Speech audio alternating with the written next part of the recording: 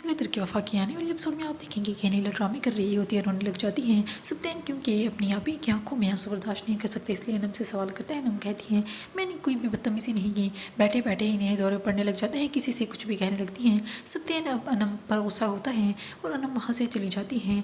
और दूसरी तरफ अब जब वलीमा होता है तब भी अनिला के ड्रामे शुरू हुए रहते हैं। इसकी वजह से अब मरियम के घर वाले कुछ परेशान दिखाई दे रहे होते हैं। और उसकी फूफो भी कहती है कि हमने कहाँ शादी कर दी है मरियम की, यहाँ पर तो ऐसा ससुराल है इसका कि ये तो इनके ड्रामों की वजह से पागल होकर रह जाएगी।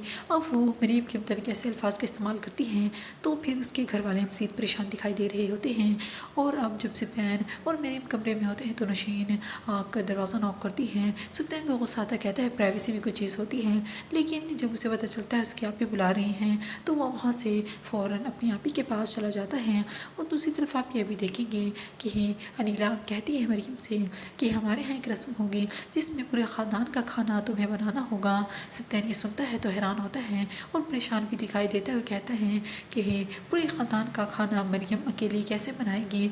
तो उसकी बात सुनने के बाद अनिला कहती है कि सत्यन तुम कब से रस्मों के दुश्मन हो गए।